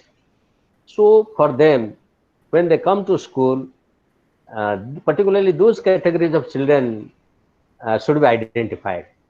Those who do not enjoy facilities of different educational facilities. So here in school, when they come, teacher must see, they, if possible, through book bank or library, they can give some books if their economic condition is not so well. So they must have some complex, or they might be thinking inferior in comparison to others. So the school must create some provisions so that some books can be provided to those children, different journals. If they are not capable of purchasing learning materials, then the school must provide or assist him in purchasing the books, so that they can learn things and they can be socialized at large. Ashish Pradhan has asked a question. The growth and development is influenced by the growth and she has not properly written. Which is more influenced, heredity or environment? That means he refers to growth and development.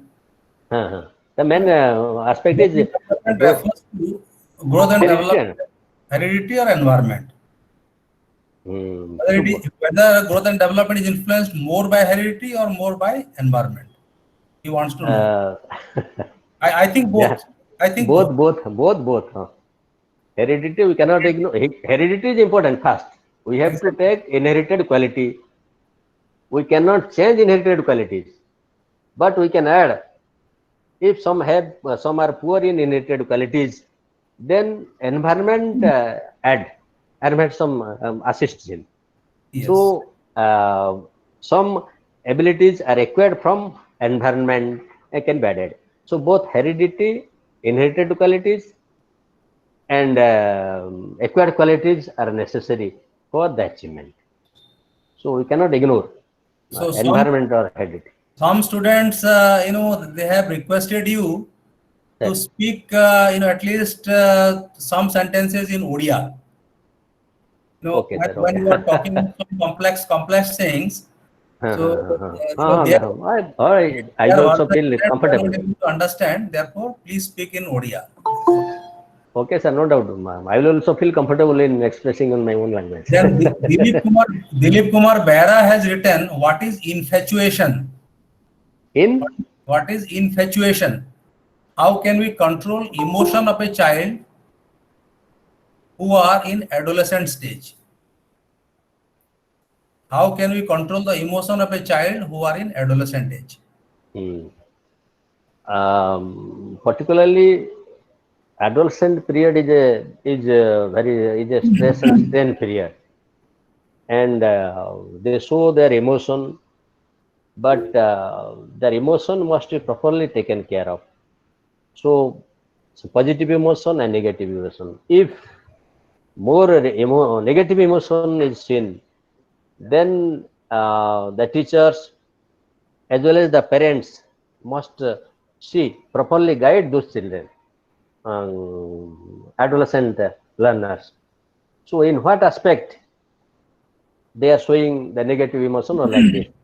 So, the teacher in this way has to play a role. He should be closer to the adolescent. ଆମେ sir ଜାଣିନୁ ଏଇ ଯୋଉ ପିଲା 16 ବର୍ଷ ହେଲେ ତାକୁ ସାଙ୍ଗ ଭଳିଆ ବ୍ୟବହାର କରାଯାଏ। ଲାଳେତ ପଞ୍ଚବର୍ଷାଣି 10 ବର୍ଷାଣି ତାଡ଼େତ ପ୍ରାପ୍ତେଷୁ ଷୋଡ଼ଶ ବର୍ଷେ ପିତା ମିତ୍ରବତ୍ ଆଚରେତ। ତେଣୁ ସିଏ କୋଉ ପ୍ରକାର ଇମୋସନ ଅଛି, ଆମେ ଫ୍ରେଣ୍ଡଲି ଟିଚର ହଉ ବା ପ୍ୟାରେଣ୍ଟସ୍ ହଉ ତାକୁ ଫ୍ରେଣ୍ଡଲି ସାର୍ ଡିଲ୍ କରିବା କଥା। so that ସେ ଭାବିବନି ଯେ ମୋର ଗୋଟେ ଫ୍ରିଡମ ନାହିଁ, I am neglected, ମୁଁ ଏଇ ପ୍ରକାର ଇମୋସନ ଦେଖିଲି, why my emotion is not properly addressed, so he will feel neglected. So like this the teacher and the parents play very positive role and key role in this aspect while handling the emotions of the adolescent. There is another question by Jinarani Padhi. Yes. The question is, how a religion be an agency of socialization? How a religion be an agency of socialization? Agency, हाँ। ଆମେ ଯଦି sir ଦେଖିବା ପ୍ରତ୍ୟେକ ରିଲିଜିଅନର good value ଅଛି ଏବଂ ପ୍ରତ୍ୟେକ ରିଲିଜିଅନର certain religion ଧରାଯାଉ ଆମେ ଫେଷ୍ଟିଭାଲ, ଆମ ରିଲିଜିଅନରେ ଧର ଆମ ଫେଷ୍ଟିଭାଲ, ତେଣୁ ଫେଷ୍ଟିଭାଲ ମାଧ୍ୟମରେ ଆମେ ଏକତ୍ର ହଉଛୁ। ଧର ବାହାଘରଟେ କଲେ ଆମେ ଭୋଜିଟେ କରୁଛୁ, we invite our friends our relatives, we sit together, share our emotions, so like this. ତେଣୁ ସେଥିପାଇଁ ସୋସିଆଲାଇଜେସନ ବେଶୀ ସ୍କୋପ ଅଛି ପ୍ରତ୍ୟେକ ରିଲିଜିଅନର, ମେ ବି ହିନ୍ଦୁ ଅଛି ଅଦର ରିଲିଜିଅନ। ତେଣୁ ପ୍ରତ୍ୟେକ ରିଲିଜିଅନର ତାଙ୍କର ମ୍ୟାନର, ତାଙ୍କର ଡ୍ରେସ୍, ଲାଙ୍ଗୁଏଜ ଇଜ୍ ଡିଫରେଣ୍ଟ। ତେଣୁ ସେଥିପାଇଁ ପ୍ରତ୍ୟେକ ରିଲିଜିଅନ ଗୁଡ୍ ଭ୍ୟାଲୁକୁ ଜାତ କରିବା, ଭଗବାନଙ୍କୁ ଡାକିବା, spiritual value, moral value we can inculcate. ତେଣୁ ଯେତେବେଳେ ଆମେ ରିଲିଜିୟସ୍ ପ୍ରାକ୍ଟିସ୍ ହେଉଛି, religious beliefs, moral values, there is more possibility of inculcating moral values among the students। religion ମାଧ୍ୟମରେ ବ୍ୟବହାର କରିପାରିବା। ପ୍ରତ୍ୟେକ ଧର୍ମ ସମାନ ଏବଂ ଧର୍ମର ମୂଳ ତତ୍ତ୍ୱ ଭଲ ବ୍ୟକ୍ତିଟେ ସୃଷ୍ଟି କରିବା, ସବୁ ଭିତରେ ସମସ୍ତ ଉତ୍ତମ ସମ୍ପର୍କ ରହୁ, ଧୈର୍ଯ୍ୟ, ଟଲରେନ୍ସ, brotherhood, ଏଇଗୁଡ଼ା ତ basic qualities, core values which are necessary for being social। There is another question by Little Samal. She is asking, what is the difference between single family and nuclear family? Single family is also a nuclear family. Nuclear family where a child is confined to his father and mother. So, and this is not joint family. So, in the nuclear family, a child always is with the parents. So, there is every possibility of imbibing the adult behavior। ତେଣୁ ଆମେ sir ପ୍ରଥମରୁ କହୁଛୁ ଯେ ପିଲା ଆଜିକାଲି ଯେହେତୁ ସେ nucleus ଫ୍ୟାମିଲିରେ ପିଲା childhood is lost.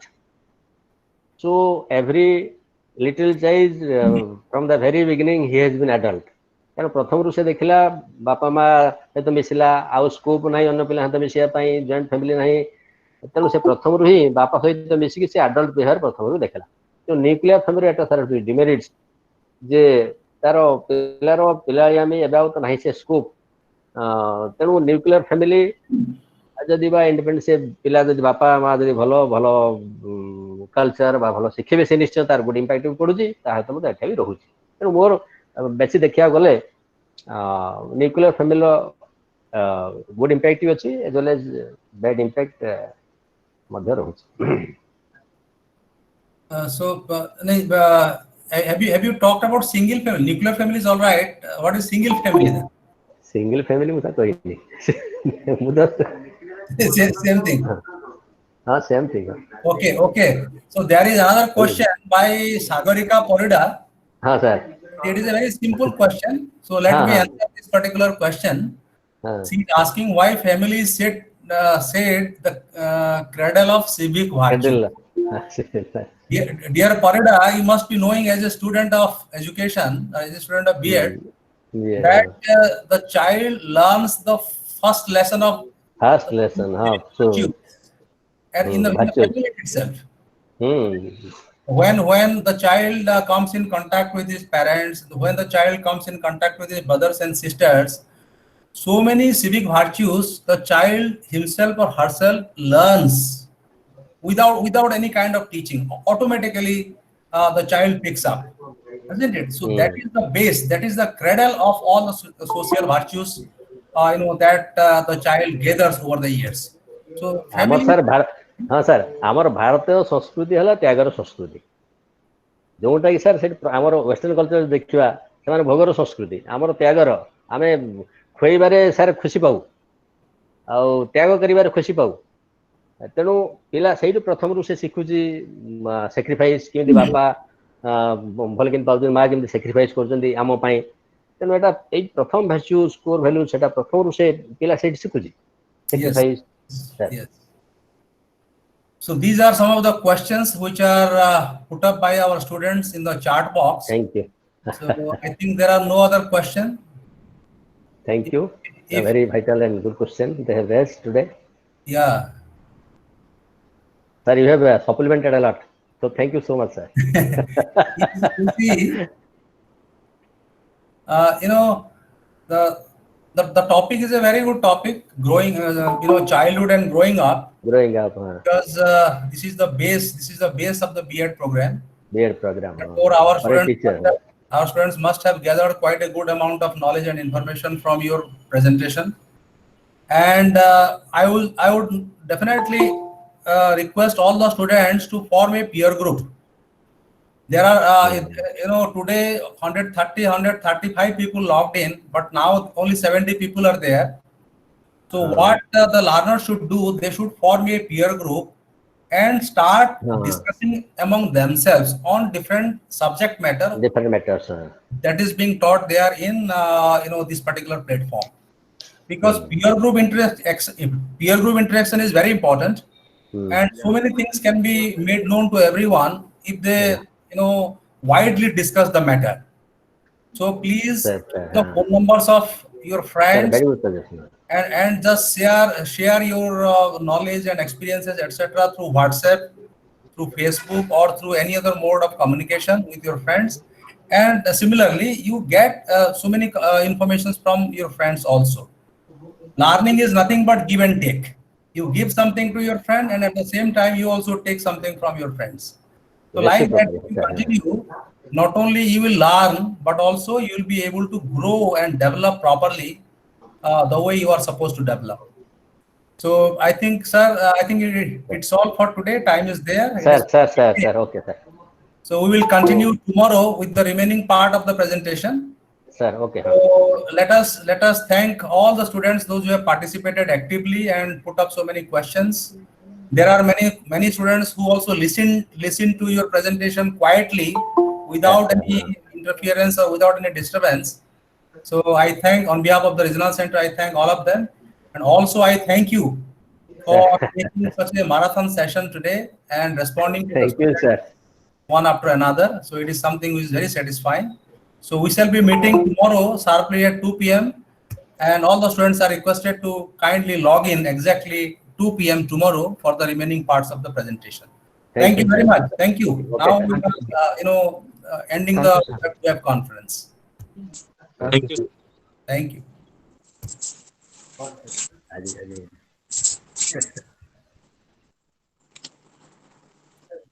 Thank you, sir.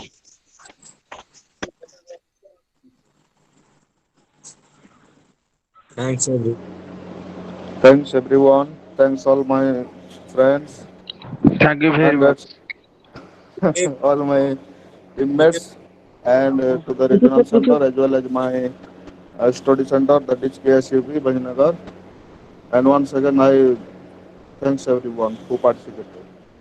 Thank you. Sorry. Thank you.